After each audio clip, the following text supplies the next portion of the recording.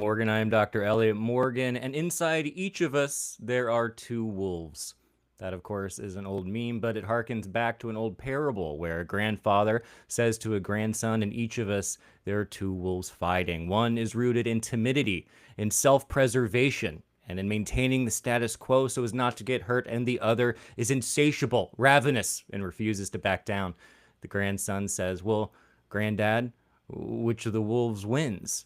And the granddad responds, whichever one you feed. It's really beautiful, and I thought it was a great jumping off point to talk about the current state of the Democratic Party, especially following last night's historic win by Abdul El Sayed against Haley Stevens, who was backed by over $60 million in outside money, including over $30 million from AIPAC, and she just still couldn't pull it off. So I thought, what better time than right now to talk about two individuals I feel best symbolize these two wolves of the Democratic Party. So let's dive in, and I bet you might have a clue as to which person goes with which wolf. But let's see if you can play along. It should be fun.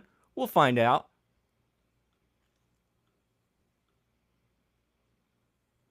There he is. Look at him. Do you know which one this is yet? Any guesses? Like everyone being like, Abdullah has a fuck ton of work to do mending bridges. Here's the fucking take nuke for you, okay?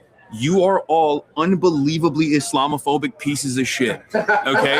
You literally called the dude a fucking terrorist for months on end and like called him a sexist, misogynist, terrorist, bad candidate, fake doctor when he has like 2 fucking degrees. And now you're gonna sit there and be like, well, you know, you really got to come to me. Hey, I only have one PhD and a master's, okay? And I have no problem with people saying I'm a fake doctor. But if I was running for Senate, I'd have a little bit of a problem. You know, like, what are you talking about? Do you want to fucking win or not? Lock the fuck in, okay? Lock the fuck in. And I do worry that there are some out there who, in an effort to make sure that this narrative that a progressive can win in a state like Michigan doesn't take root, will literally either subtly or, you know, not so secretively endorse Mike Rogers or stay out of the race while, you know, trying to push the excitement in the opposite direction.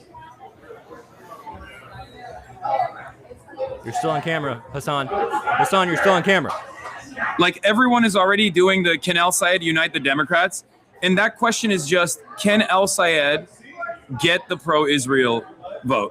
Can El Sayed win over, not even the vote necessarily, but like, can El Sayed get the people and the groups and the NGOs and the consultants that have worked extensively for pro-Israel candidates to shut the fuck up about El Sayed being a terrorist for a long enough timeline so that, you know, we can consolidate the base and defeat the fucking Republican? Thank you. That's the real.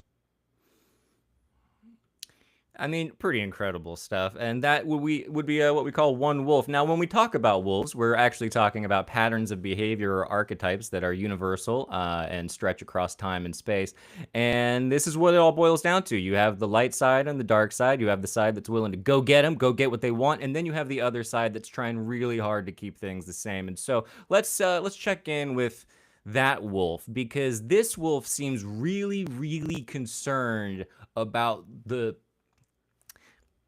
other wolves, okay? And this is also indicative of where the Democratic Party is, because you have one side that wants to go to the right and you have one side that wants to go to the left, hence the word left, and they're battling it out internally as if that's going to get them elections, when in actuality what they all need to do is go left. But that's just my opinion. Let's hear a different perspective. This, of course, comes from everyone's favorite Shrek impersonator,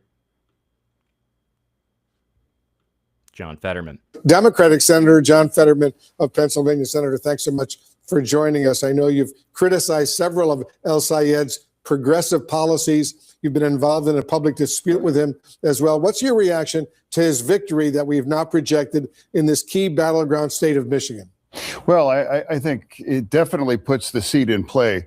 Michigan typically doesn't really elect. This is actually, I think, the only time I'm aware of that I've seen John Fetterman in a suit when it wasn't just to see Bibi Netanyahu. A Republican in the Senate for a while. And now Rogers was a very strong candidate, objectively. He barely lost to Slotkin, and she's a very strong candidate, and she just barely won. back then. So now, if you've seen some of the polling, El Sayed is under maybe 5 to 6 points or more against him. And now some real money is going to flood into that state. And a lot of the things that he has done and said during the primary, we're going to come back to haunt, like campaigning with a guy that loves Hamas and is very proud to stand with communist regimes.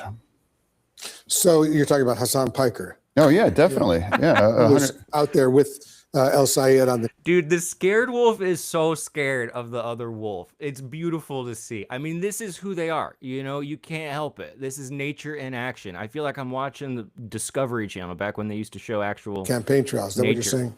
Yeah, I mean, you know, you'll be able to find out what he really thinks. Is he still going to campaign with a guy that proud to love Hamas? We'll see. Are you going to campaign with a guy that openly loved Mao and even dresses like him too for events? So overall, you're going to find out he was he had a very arrogant campaign, and now today he just discovered that less than a majority of your state's only Democrats didn't even want you and vote for you. You came in around 48%. So, you know, you have a real situation as John Fetterman was waiting with bated breath last night, watching El Sayed's number go from 50 to 49, because I don't think he's a mathematician by profession. And so I think that in his mind was like, okay, we got him, guys. Democrats. Now that puts that seat in play. President Trump just moments ago called El Sayed's projected victory in Michigan, and I'm quoting Trump now, great news for the Republican Party, labeling El Sayed a, quote, communist loser who hates Jews and Israel, end quote. How do you respond to what the president is saying, and do you agree with his assessment? I'm saying objectively, as a Democrat that understands how to win a competitive state, it's like it does put it in play. And 100% the Republicans were eager to run against him, and that's where we are. And now you see how close it was. 14,000 votes out of 1.5 million votes, and now that's a divided primary. And he has said a lot of negative things towards her and other people. And now I think he's going to find out that he has to mend fences, as he said. Well, I guess we'll see. Considering El Sayed's win in Michigan, and we've now projected he is the winner in the Michigan primary, are you willing to consider that perhaps you are the Democrat missing what voters want from their candidates? I mean, so for me, what if this can't? Low energy.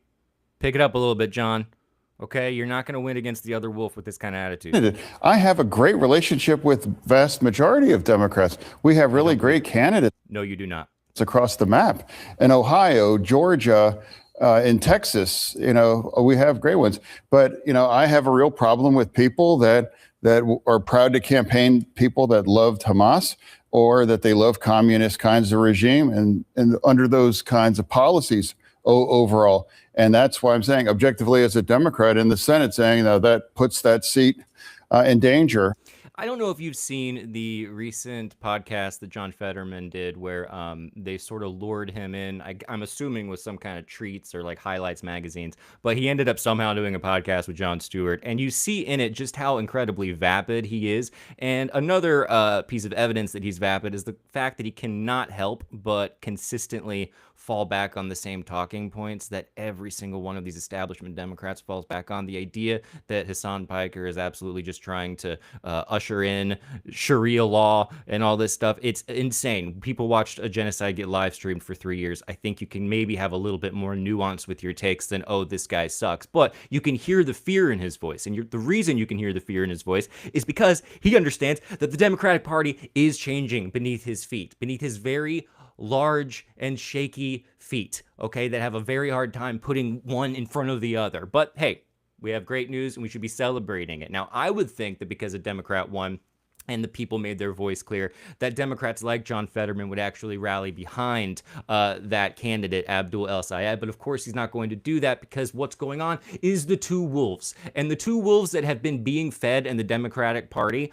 one of them has been being starved, and it has not had its appetite filled. And that is the one that is represented by the progressive wing of the Democratic Party. And then the other side has been fed constantly by outside money, and it's not working anymore. The nutrients aren't getting into them. They're still starving, despite the fact that they're drowning in money. It's actually kind of beautiful to see, and it's a wonderful metaphor for all of us. Now, I think all of us have contradictions within us, and all of us have things that we cannot resolve consciously, even with our own egoic will. There are certain things that just have to play themselves out, and that's what's happening right now. Unfortunately, they don't want to see it play out. What they want to do is go ahead and call it now and go, actually, no, he's not going to win. Even though he won here, he didn't win by enough. It's really quite horrible. So Hasan Piker, as I like to call him, likes to wear suits because he can impress older people. John Fetterman does. It's just usually either Wolf Blitzer or Benjamin Netanyahu. Those two, apparently, as my records show. But hopefully people can actually zoom out a little bit and have a little bit more nuance. Until then, I think the Democratic establishment's going to do what they do, which is just clutch onto as much power as possible and cower in the sight of actual change that might help people's material conditions. Anyway, this is the Spin Room, folks. I hope you enjoyed it. I'm still figuring out the text stuff, so I figure this is like a rough run through this week, but then next week we're going to start doing multi-part lectures on the structure of the deep psyche. I'm just kidding. We're not going to do that, but thank you for being here. Click like and subscribe. And obviously, there's one wolf here that knows what they're talking about, that actually has the passion to make change happen, and it's symbolized in Hasan Piker. There's another wolf that needs to maybe take a really sad trip to the veterinary hospital, and that is symbolized by John Fetterman, as well as countless other Democrats who refuse to change with the times and continue to kowtow to the Republican Party. Anyway, I'm Dr. Elliot Morgan, folks, and I will see you next time.